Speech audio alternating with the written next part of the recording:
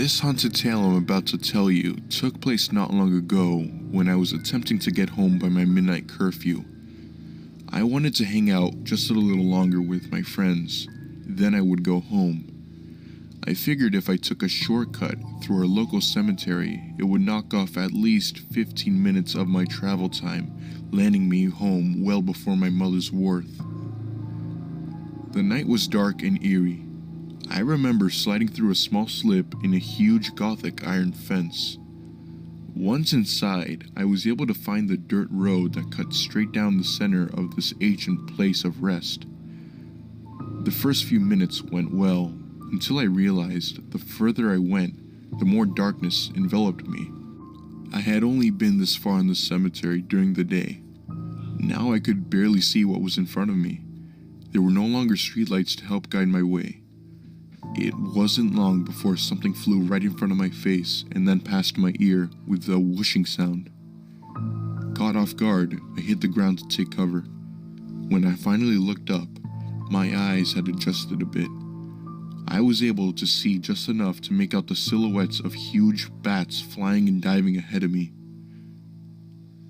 My hands and knees started sinking below me. I looked down, and I was horrified to discover I had landed directly on top of a freshly dug grave. Quickly, I freed my hands from the quicksand-like grasp of the sinking dirt, rolling over onto the grass. I decided to just stay down for another minute, watching the road ahead for those bats. My watch showed 5 till midnight, 5 minutes to curfew. I was definitely regretting this so-called shortcut. As a child, I had heard many stories of strange sightings in the cemetery, and considering this is one of the oldest grave sites in the southeast, I'm not surprised. But time was ticking toward being grounded for a week, or my phone being taken away. So I took a deep breath. I got up and sprinted for the dirt road. This time, I stayed low to the ground to avoid bats, and used the light from the moon to help guide my way. I had made it a little more than halfway there when suddenly a shadow appeared. The shadow of what appeared to be a woman flashed by right in front of me. I came to a sudden halt. Half frozen, I glanced in the direction she went, but saw nothing. It can't be, I said to myself. Then, what happened next haunts me to this very day. Alex. The ghost spoke my name from right behind me. My heart literally jumped out of my chest. Spooked, my body stood as still as my head did a full 180 turn, like an owl. I couldn't believe it. Right in front of me was not just a shadow, it appeared to be a ghost or some type of spirit.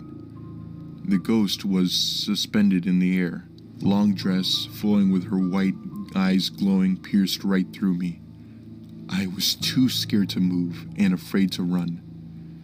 Once my body responded to my fear, I darted down the rest of the dirt lane with the speed of a cheetah.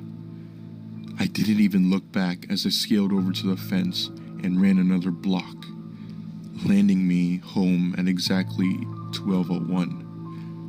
My hand was shaking out of control as I attempted to insert the house key into the door lock.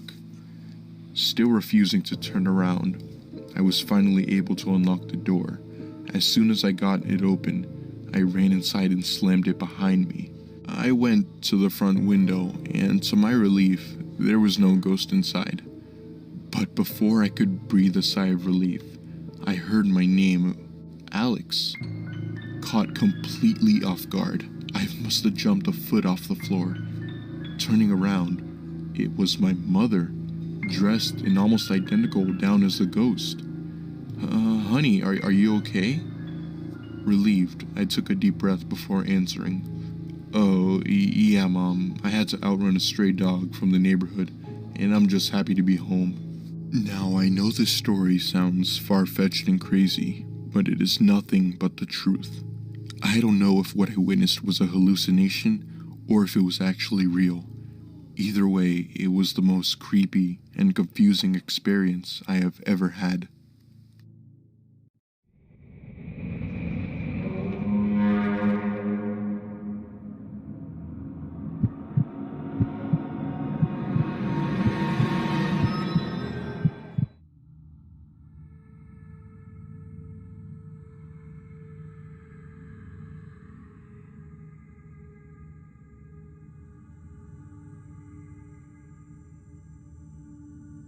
Going on the deep web was one of the most foolish mistakes I've ever made. The deep web is home to all sorts of disturbing stuff, such as drugs, messed up porn, murder, hitman services, and torture. When I first heard about the deep web from my cousin, he told me all about it. Of course, I didn't believe a word he said, and I didn't really care. It just sounded fake to me. That was years ago when he told me that, until one day when it came across my mind. For once, I decided to check out the deep web. I had recently talked to my cousin about it, and he told me what to do and what not to do. He told me what I should do was to stay away from any illegal content such as child pornography and other things like that.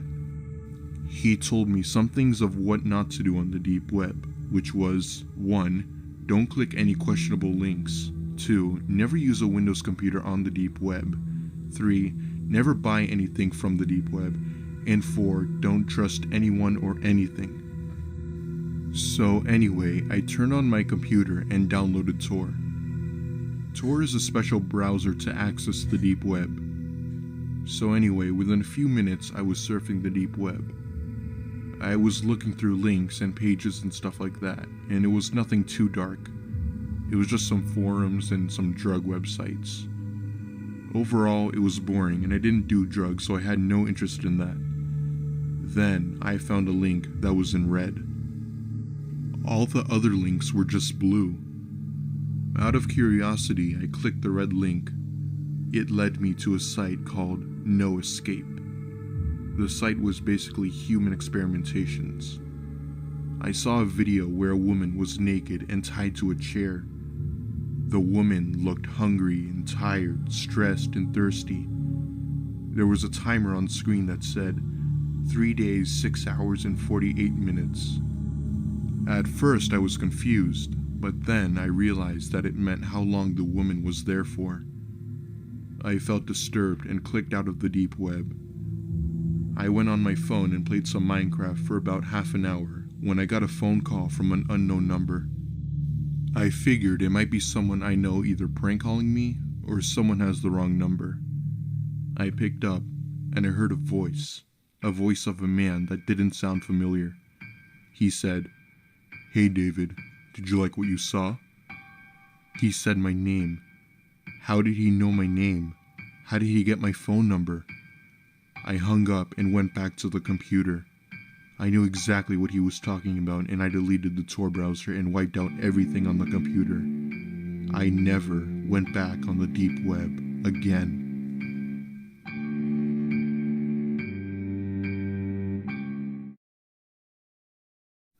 This story happened to me on the deep web.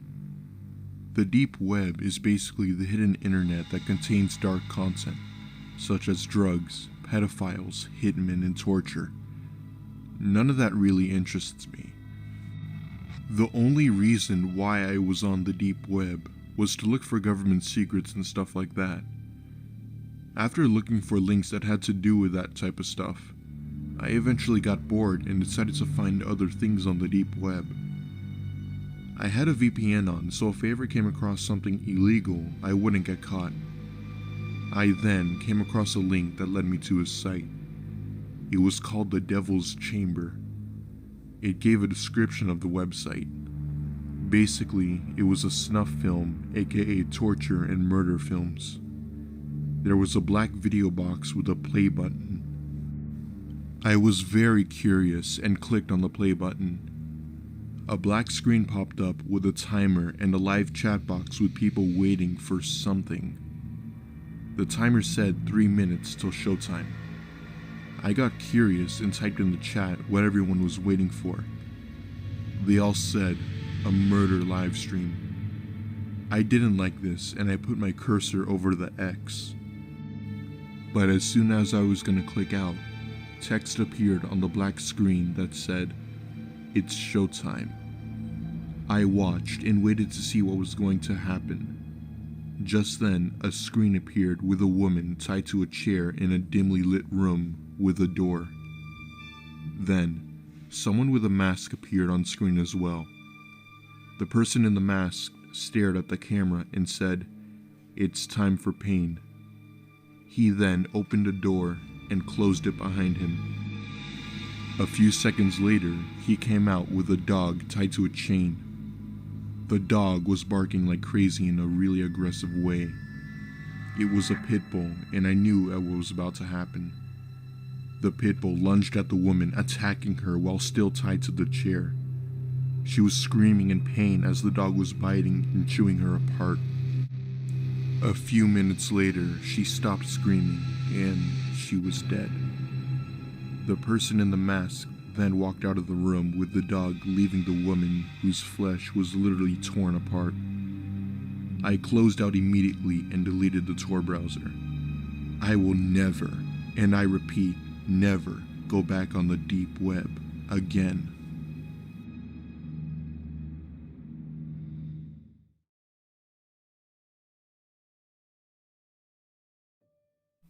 This experience happened to me on the deep web, and I almost got killed by going on it.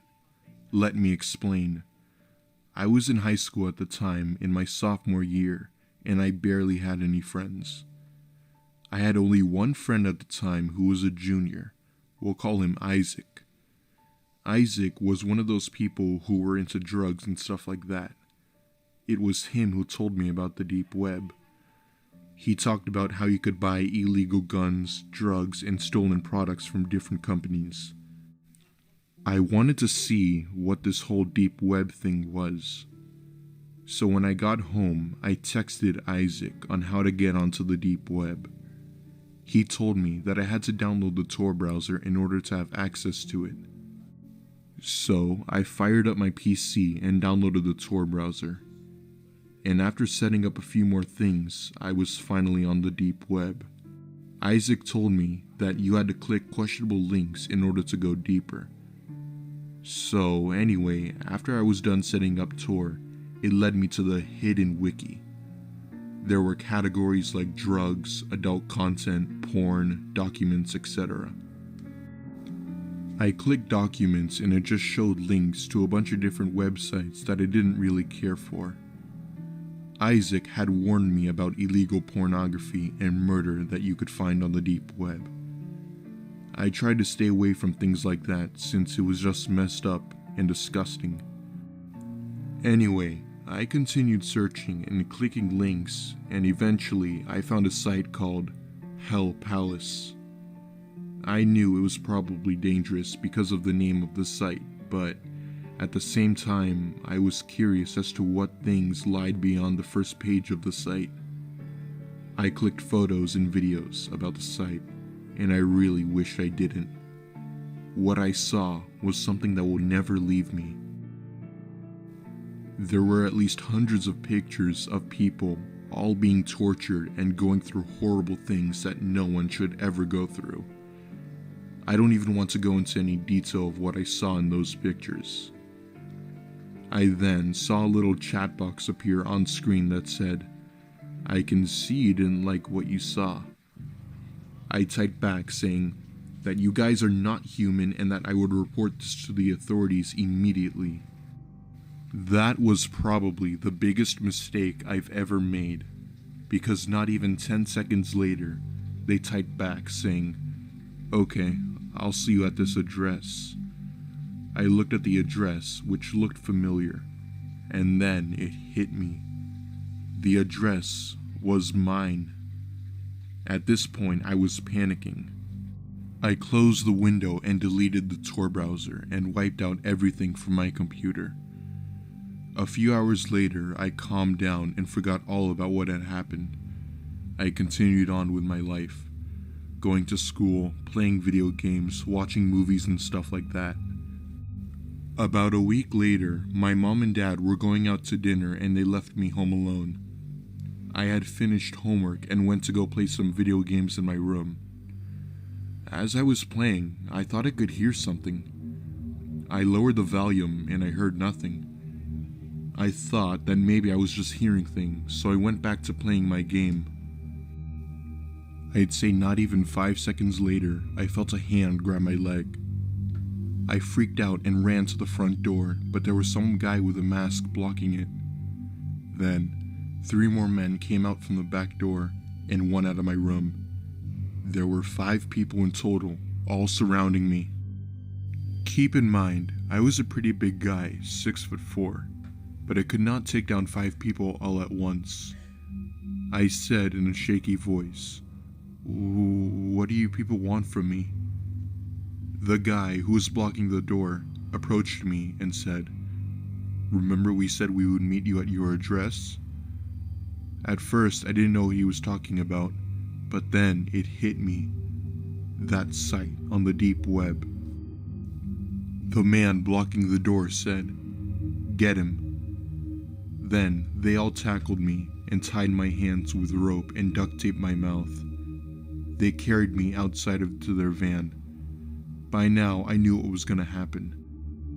I was going to be put on that website for speaking out against it. Then, what happened next was a gift from God. I heard sirens in the distance approaching my house. The men then dropped me and they all ran into the van and sped off. A minute later, the police arrived and comforted me. I told them everything that had happened, and my parents arrived shortly after. It turns out my neighbor saw the white van pull up to my driveway and he got suspicious and called the police. Long story short, the cops never found the guys, and that still kills me to this day.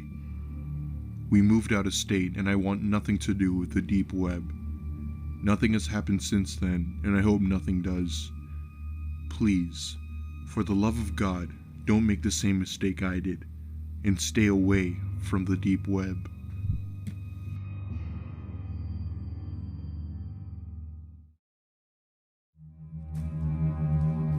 I can't disclose much information, but I work for the UK government.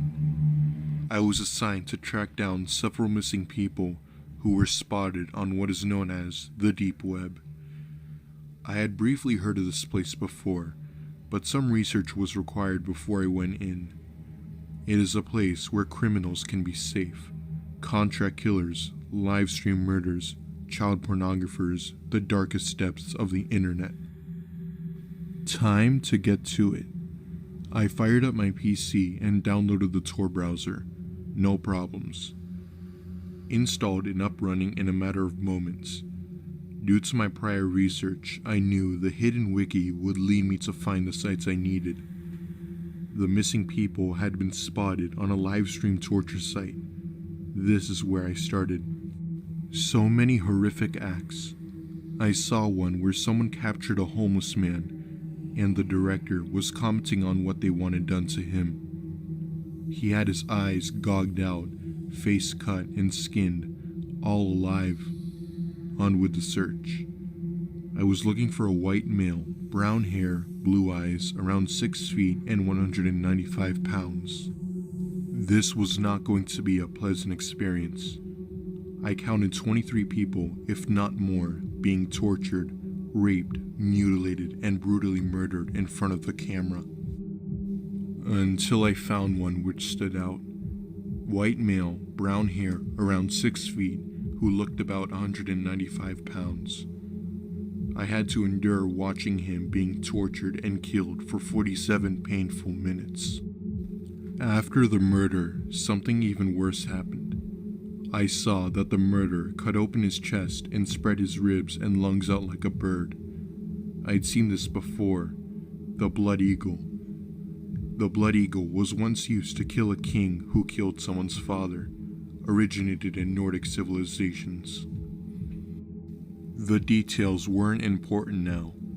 What was important was the fact that the blood eagle cult could be back. A group of contract killers who operated anywhere and everywhere, always sacrificing people to the eagle, which they called God. Someone has to put a stop to this. I didn't have the resources, I didn't have the training to take down a criminal organization by myself. I didn't even have any solid evidence to take my superiors. No proof of the Blood Eagles even existing. Just one sick and twisted video I found on the internet. I needed a break, to return to normality. I closed down the browser after exiting the site. Something was very wrong. my desktop background. It wasn't the picture I cherished from me graduating from Sandhurst with my proud uniform and family. It was something which would forever change me. A picture of a corpse with his ribs spread open and his lungs on display. A blood eagle. I couldn't take anymore. I gasped and powered down my computer. A virus? It must be. Used to scare the sickos who watched those things. I ran out of my office, but I heard my computer whirring into life. Dashing back into the room, I stared in horror at the monitor. No blood, no gore, just some words. My name. Then the words, "The eye of the eagle sees all." How did they remotely turn on my computer? How do they know my name?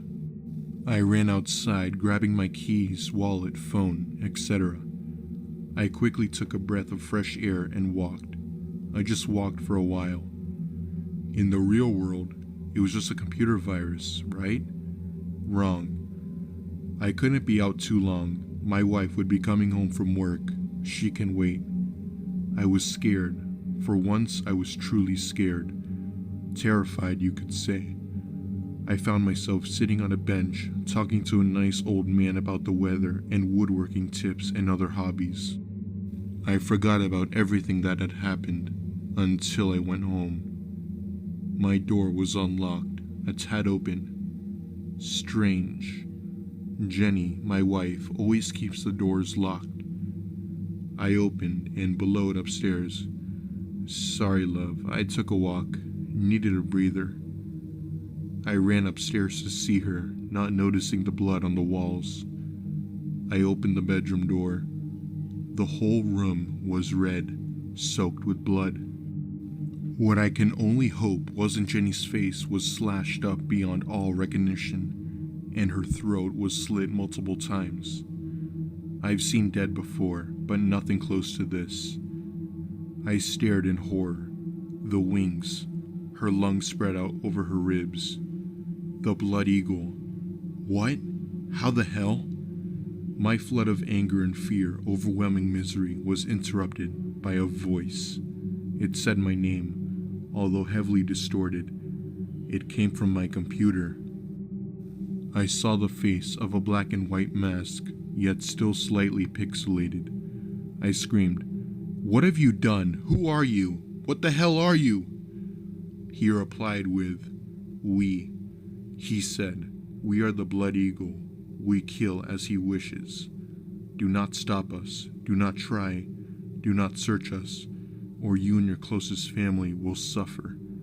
The eagle sees all and can do terrible things." I was speechless and feeling like I brought this upon her. I wanted nothing to do with this anymore. I made a decision. I rang the police, told them what happened. They investigated, said it was a suicide. I couldn't believe it. Weeks passed and I was haunted by the event. I booked a flight to Canada and we had a nice little log cabin there. I packed almost everything I had, my trusty shotgun, clothes, all my cash in Canadian dollars. I left my life behind and quit my job. I never wanted to go back to the deep web or have anything to hear from it. I keep to myself and live in a relatively simple life. Therapy helped me recover. I'm happy now. Years have passed. I feel safe. Almost. However, let this be a lesson to everyone. The eagle sees all. Want to look into them? Want to stop them? Fine by me. I'm not paying for your funeral or the guy resembling your mangled corpse.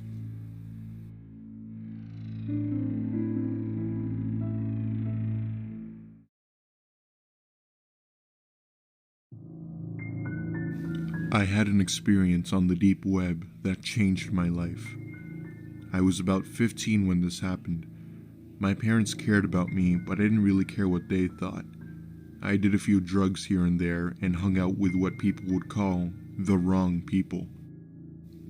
In other words, I was one of those kids who would get into a lot of trouble, and I was stopped by the cops multiple times. One of my friends, we'll call him Derek. Derek was 17 and was into drugs and stuff like that. I asked him where he was getting drugs without getting caught. He then went on explaining about the deep web. He said it is a place on the internet where you are completely anonymous and unwatched. He told me if I wanted drugs, I would have to download the Tor browser so I wouldn't get caught buying drugs. So when I got home, I fired up my PC and downloaded the Tor browser Derek was talking about. Pretty soon, I was surfing the so-called deep web. There were a bunch of other illegal stuff besides drugs. I don't even want to say what they were.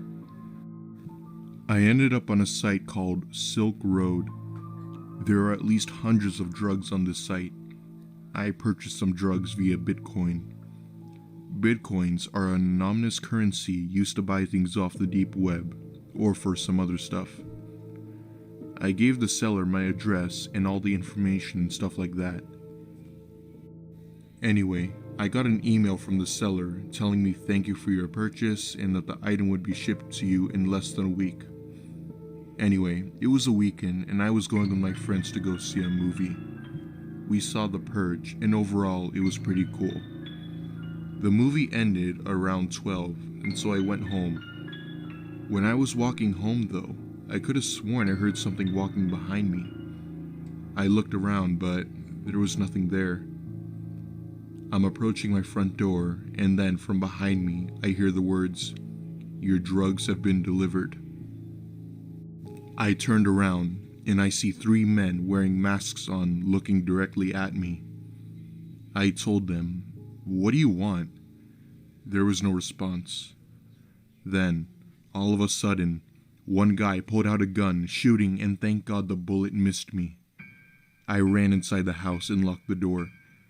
The men started cussing loudly while banging on the door. My dad then came out with his rifle and opened fire at them. They all took off and I was shaking in a corner. My parents called the cops and they all wanted answers from me. I told them everything about the deep web. My parents were talked to and I got in some major trouble with both my parents and the law. It's been 6 years since that incident. I'm now 21 and I completely changed. I quit hanging out with the wrong people, I quit doing drugs, and now I'm in college and have a girlfriend. However, I still wondered how the incident would have turned out had my parents not been home.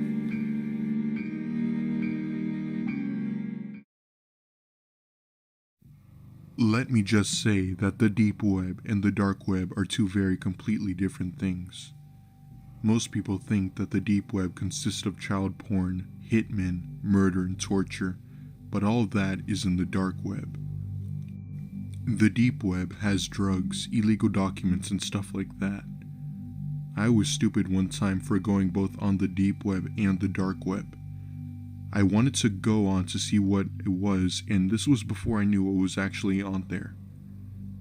I knew how to set up Tor and everything, so there was not a problem with that. I was then going through link after link looking for what I could find. I found sites that sold firearms, drugs, and actual human body parts. I never knew you could buy human on the deep web, but apparently you can. Eventually, I found a site called Camelot. The site allowed you to access people's webcams without them knowing. I just saw people on their computers watching videos or something. No cam girls or anything. I kept searching and I ended up on a site called Your Photos. I was extremely curious of this site. It was basically pictures of people in public. There were adults, teens, children, and elderly people too. Some photos were of people in their rooms naked, but it didn't seem like they noticed that they were being filmed. I then scrolled down and saw a picture of someone that looked familiar. The person in the photo was me. I mumbled the words, what the?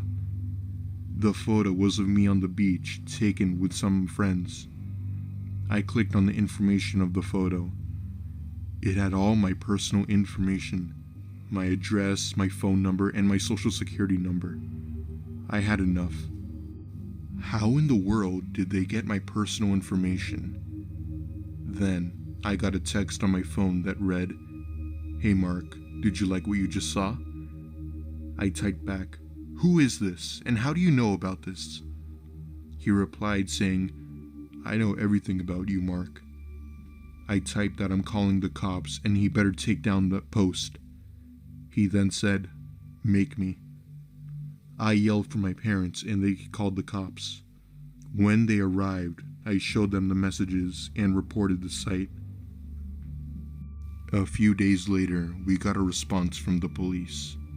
They said that they could not track down the number for some reason. And because of that, I will never, ever go back on the deep web again.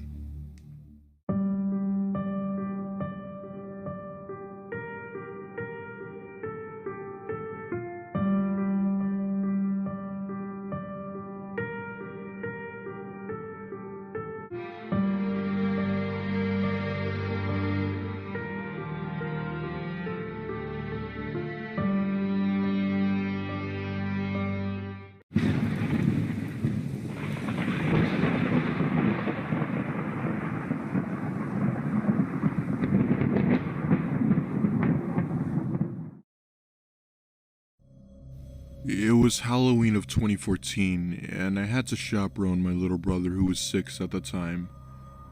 Before we were off, I told him to give me a few pieces of candy that he didn't want. Anyway, we went on.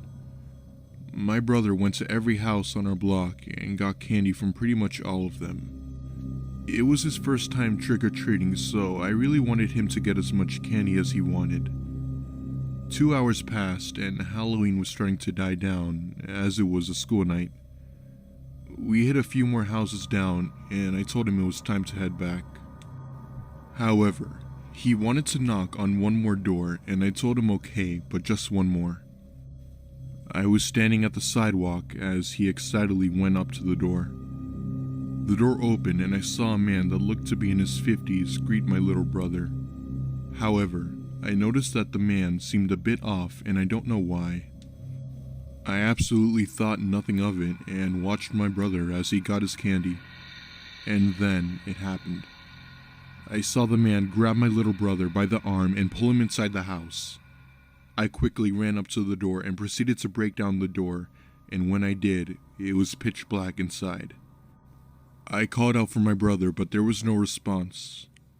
Before I could call him again, I heard footsteps coming down the old wooden stairs very slowly. I quickly ran up and punched the guy in the nose, leaving him bleeding. I then heard my brother calling me from a room. I grabbed him and we went back down the stairs and out of there. Him and I ran back to our house and I told my mom. She immediately was bawling her eyes out, hugging my little brother. She called the police and I led them to the house, but when they searched the house, the man was gone. The police told us that the house had been renovated for years. Long story short, they never found the guy, which still kills me to this day.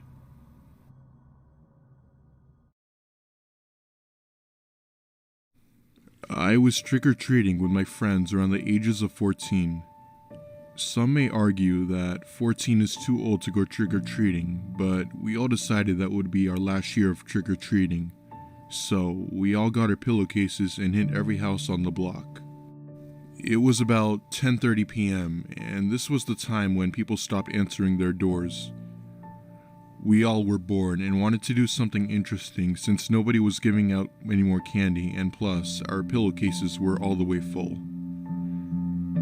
I had an ouija board at my house and we all agreed to try it.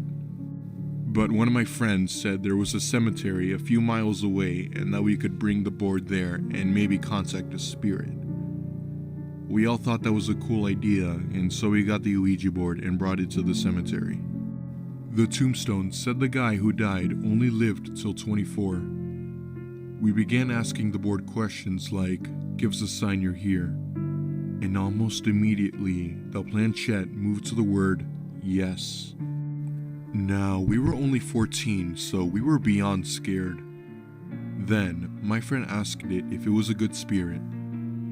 The planchette then moved to the word no. Now, I have no idea if this next part was a coincidence or that it was somehow linked to the Ouija board. After it moved to no, my friend then said, that's probably why he died at an early age. The planchette spelled out the words, "You have a consequence coming now." I'd say not even a minute later, my friend's phone began to ring. He answered it and his mom and dad were on the other end crying. He then asked what was wrong and his parents said that them and his 7-year-old sister were walking down the street when his sister got hit by a car and died. He then lost it and ran home. I am still friends with him till this day, and I burned the Ouija board. This story is told from the perspective of a female. I was with my boyfriend on Halloween, and every year we would always dress up as scary Halloween decorations. Basically, what we would do is dress up and go by the front door and stay still so that the trick-or-treaters won't notice that we were there, and that they would think we're decorations. Then, we would scare the crap out of them, which was pretty funny. We got good reactions most of the time. Anyway, one Halloween we did the same routine. There was this one guy who looked to be in about 20 and we decided to scare him. He walked past us to the front door.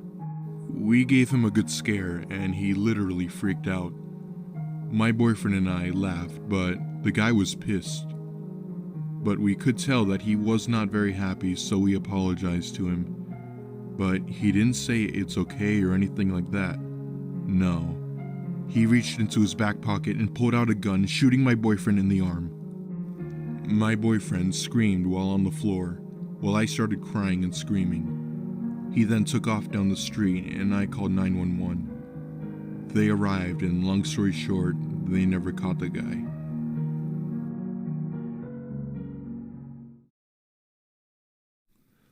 One Halloween, I was trick-or-treating by myself into a neighborhood that my mom and I had just moved into. It wasn't a bad neighborhood, but it definitely wasn't perfect. There was this one guy, we'll call him Mr. C, who lived at the end of the street. Mr. C was nice overall, but there was something slightly off about him. My mom let me go trick-or-treating by myself since I was 18. I started hitting houses left to right, and I eventually got to Mr. C's house, and he did have some cool decorations. Lights everywhere, blow-up cats, cobwebs on bushes, and a lot of stuff you would expect to see on Halloween. I went to go get some candy when I noticed a bad odor. I didn't know what it was, and I just figured it was maybe a dead animal nearby. As I knocked on the door to say trick or treat, Mr. C opened the door and gave me the candy and slammed the door behind him. He didn't even say hi. It was like he was just in a rush for something. I turned around and started to notice that the smell was coming from the tree. Hanging on the tree were these fake dead bodies of Halloween decorations.